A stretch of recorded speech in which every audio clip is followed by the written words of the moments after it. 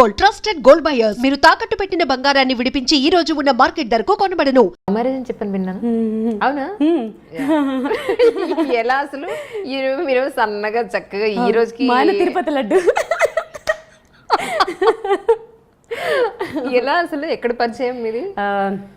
నేను ఇంటర్ నుంచి, నేను చిన్నప్పటి నుంచి సెల్ఫ్ రెస్పెక్ట్ అంటే నేను మా డాడీని వాళ్ళని ఇబ్బంది పెట్టకూడదు అన్నట్లు అనమాట. సో ఇంటర్లో ఉన్నప్పుడే క్లాసెస్ చెప్పేదాన్ని. నేను రైల్వే స్టేట్ సెకండ్ ర్యాంక్ నాది ఆర్ఆర్బి. సో జాబ్ వచ్చిందనమాట. సో ట్రైనింగ్ కోసం హైదరాబాద్ వచ్చాము. ఓకే. సో ట్రైనింగ్ తీసుకుంటున్నప్పుడు డాడీకి ఎక్కువ ఇబ్బంది అవ్వకూడదు అని చెప్పి క్లాసెస్ తీసుకునేదాన్ని, వీణా క్లాసెస్. సో మా హస్బెండ్ వాళ్ళ కజిన్ వాళ్ళ డాటర్ నా దగ్గర క్లాసెస్కి వచ్చేదనమాట. ఒకరోజు తన్ని తీసుకెళ్ళడానికి మా హస్బెండ్ వచ్చి చూసి నన్నే చేసుకుంటాను కూర్చున్నారు. ఎవరు ఫస్ట్ ప్రపోజ్ చేస్తారు? ఆయనే చేస్తారు ఆబ్వియస్లీ. మనకి అంతా అస్సలు అవి నచ్చేవి కావు అసలు. అస్సలు నచ్చేవి కావు. కాకపోతే ఏంటంటే నేను అందానికి ఇంపార్టెన్స్ అస్సలు ఇవ్వనండి. అస్సలు అందానికి ఇంపార్టెన్స్ ఇవ్వను. ఇవాళ ఉంటుంది రేపు పోతుంది అది.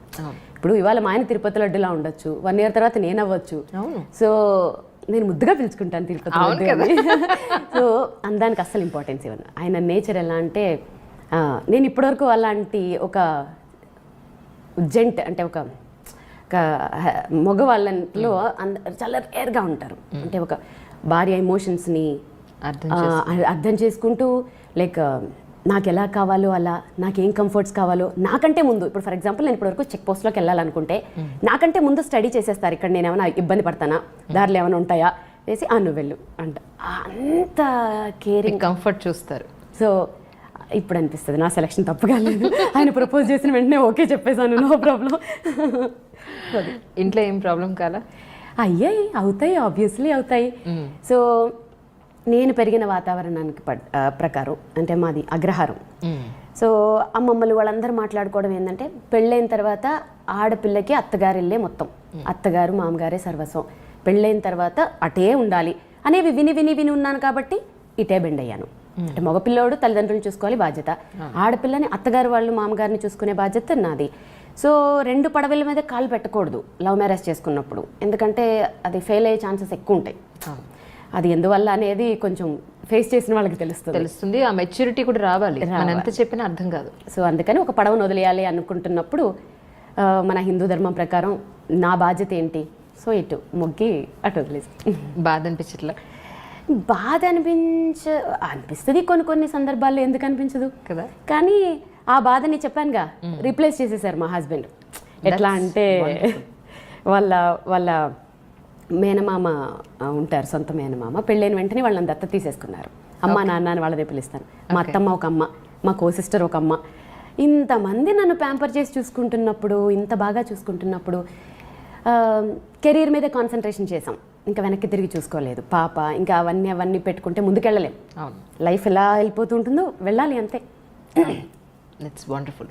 కానీ అప్పటి నుంచి వీణలో మీకు బాగా అనుభవం ఉంది యాక్చువల్లీ, చిన్నప్పటి నుంచే. కానీ ఎక్కువ అవేర్నెస్ వచ్చింది ప్రజల్లో, శ్రీవాణి వీణ వాయిస్తారు, లేదంటే ఇప్పుడు ఇన్ని మూవీస్కి చేశారు. ఆ లిస్ట్ మనం నెక్స్ట్ క్వశ్చన్లో తీసుకుందాం. ఇప్పుడు ఇంత సచ్ గ్యాప్ ఎందుకు వచ్చిందంటారు? స్టార్టింగ్ నుంచి మీకు ఆ విద్య అయితే మీలో ఉంది, అవును, కానీ ఇంత గ్యాప్ ఎందుకు వచ్చింది మీ ఉద్దేశం? చెప్తాను. మంచి క్వశ్చన్ ఇది. గ్యాప్ ఎందుకు వచ్చింది అని అంటే, మనం ఏదైనా ఒక విద్య స్టార్ట్ చేసినప్పుడు సరస్వతి అమ్మవారికే మొక్కుతాం. ఆమె చేతిలో ఉండే వీణకి చాలా గౌరవం ఇస్తాం. ప్రాక్టికల్గా చూస్తే, ఈ వీణని డైరెక్ట్గా చూస్తే పర్సంటేజ్ ఎంత నేను చెప్పలేను, కానీ చాలామంది పీపుల్ ఒక బ్రహ్మ పదార్థం చూసినట్లు, అమ్మో అది మనకు అర్థం కాదురా, అదేదో ఇన్స్ట్రుమెంట్, ముట్టుకోవాలంటే కూడా ఏదో కత్తినో చాకునో ముట్టుకోవాలన్నట్టుగా ఫీల్ అవుతారు. అవునా కదా? అవును. సో అదేంటో బ్రహ్మ పదార్థం. దానివల్ల ఏమైపోతుందంటే అంతరించిపోతుంది, ఆల్మోస్ట్ అంతరించిపోతుంది. నేను ఒక 2008లోనేమో ఒక సెలబ్రేషన్స్, మనం ఇప్పుడు చూడండి వినాయక చవితికి ఇప్పుడు స్పెషల్ ఎపిసోడ్స్ పెట్టారు కదా, ఒక పెద్ద ఛానల్లో స్పెషల్ ఎపిసోడ్ పెట్టినప్పుడు అందరూ తల యాక్టివిటీ చేస్తున్నారు, నేనేం చేస్తాను, వీణ వాయిస్తానని చెప్పాను. సో డైరెక్టర్ గారు కూడా నా మీదుగా, అప్పటికి ఆయన పాపం విముఖంగానే ఏం వీణ ఎవరు వింటారు అనుకుని నా మీద గౌరవంతో సరేనండి మేడం తెచ్చుకోండి అన్నారు. ఓకే, అందరూ డాన్సులు చేశారు, అవి చేశారు ఇవి చేశారు. అప్పటికే సెట్ సౌండ్స్ తోటి దద్దరిల్లిపోయిన టైంలో నేను కూర్చున్నాను, వీణ పెట్టుకున్నాను. అప్పటికి ఇంకా నాకు మైక్స్ ఎలా సెట్ చేయాలి, ఈ ట్రాక్స్ ఏంటి, ఈ సౌండ్స్ మీద అంత అవగాహన లేకపోవటం వల్ల వాయిస్తూ ఉంటే అందరూ ఒక్కొక్క వికెట్ పడిపోతుంది. అమ్మో ఇవిడు ఎప్పుడు ఆపేస్తుందని కొంతమంది, నా మీద ప్రేమతో కొంచెం ఇలా అనేవాళ్ళు కొంతమంది, వాళ్ళ మొహాలన్నీ నాకు అర్థమై ఎక్కువ ఇబ్బంది పెట్టకూడదని ఆపేశాను. అలాంటివి ఎన్ని ఫేస్ చేశానో నేనైతే. అసలు ఇంట్రెస్టే ఉండేది కదా ఎవరికి. వీణ అంటే ఎవరు వింటారు, వింటే కదా మనం వాయిస్తాము. అందువల్ల నేనే ఏదో డిప్లొమాలు చేసుకోవడము, ఇంట్లో వాయించుకోవడము, మా ఆయన దగ్గర వాయించుకోవడము, ఏదో ఇంట్లో ఎవరైనా వస్తున్నప్పుడు వాయించుకోవడం, ఇంతే. ఎవరైనా ఎంకరేజ్ చేస్తే వాయిస్తాము. పిల్లలు కూడా మీరు నమ్మరు, ఒక 3 years బ్యాక్ కూడా ఎవరినైనా పిలిచి వాయిస్తా ఉంటే, చీ ఇది ముసలాళ్ళు వాయిస్తారు, నేను కీబోర్డ్ వాయిస్తాననేవాడు, ఒకడు గిటార్ వాయిస్తాననేవాడు. అయ్యయ్యో ఏంటిది అని. నో, మా హస్బెండ్ తోటి ఏందండి ఇది, ఇన్నేళ్ళు కష్టపడి ప్రాక్టీస్ చేశాను, ఇది ఇంతేనా అంటే అప్పుడు మా హస్బెండ్ చెప్పారు, వీణ అనేది నా దృష్టిలో కూడా బాబాయ్ చాలా కష్టమైనది. ఆ ఫీలింగ్ పోగొట్టే, అంటే సింప్లిఫై చెయ్యి.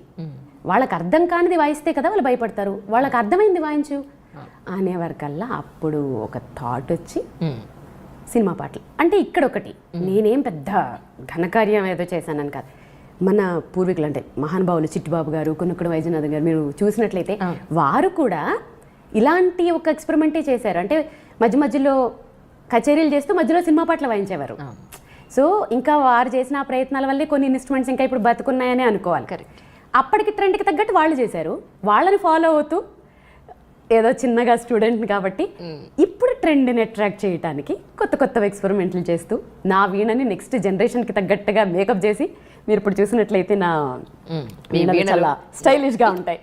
సో నెక్స్ట్ జనరేషన్ అట్రాక్ట్ చేయడానికి చేసిన ప్రయత్నాల్లో కొంచెం సక్సెస్ అయ్యాను, సోషల్ మీడియా పుణ్యమాని. ఓకే.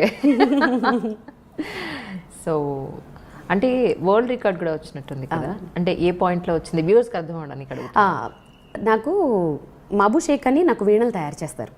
ఆయన కూడా ఎట్లా అంటే నార్మల్గా వీణలు చేసేసామా మేళాలు చేసేసామా అనే టైప్ కాదు ఆయన, ఏదో సాధించాలి, సేమ్ నాకు తగ్గడా ఆయన కూడా.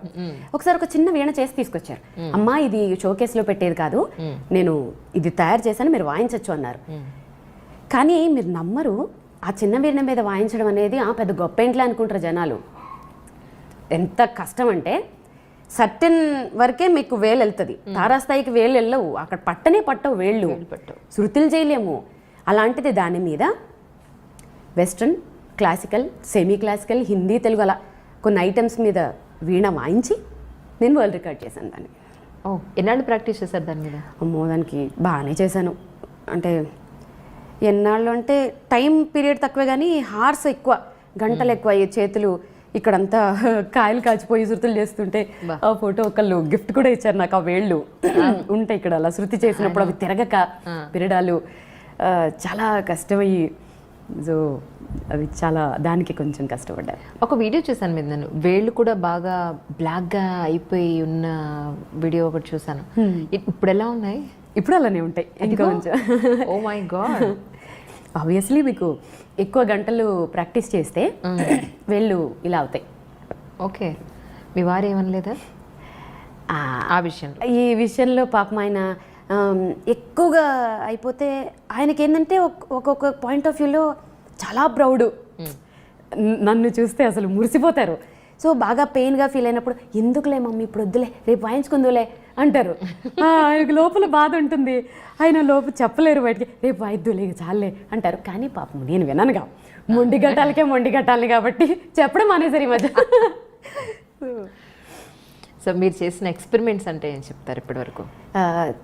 ఎక్స్పెరిమెంట్స్ అనేవి నా దృష్టిలో ఎక్స్పెరిమెంట్స్ అని చెప్తాను, ఏమో మిగిలిన వాళ్ళు చేశారో లేదో అనేది నాకు తెలీదు. నేను చేశాను అనుకునేవి ఏంటంటే 2 వాయిసెస్ చేశాను. ఫస్ట్ ఫేస్బుక్లో పెట్టిన పోస్ట్ అది, అంటే 2015 వరకు నాకు వాట్సాప్ కూడా లేదు. ఓకే. అసలు ఫోన్ అనేది ఏంటంటే మా ఆయనకి ఫోన్ చేయడానికి, నెక్స్ట్ డే షూట్ వేరే ఛానల్ నుంచి డైరెక్టర్ ఫోన్ చేయడానికి, ఈ రెండింటికే వాడతారు అనేది. నా పరిస్థితి కూడా అంతే. యూట్యూబ్ అంటే తెలియదని ఈ రోజు యూట్యూబ్ ఛానల్లో పనిచేస్తున్నా అనిపిస్తుంది నిజంగా. సో 2015లో ఇది స్టార్ట్ చేసినప్పుడు ఒక ఎగ్జాంపుల్ చెప్తాను. మా మేనల్లోడు ఉంటాడు అనమాట, వాడికి నేను యాంకర్గా బాగా గొప్ప మా అత్తయ్య అని అంటారు, యూఎస్లో ఉంటాడు.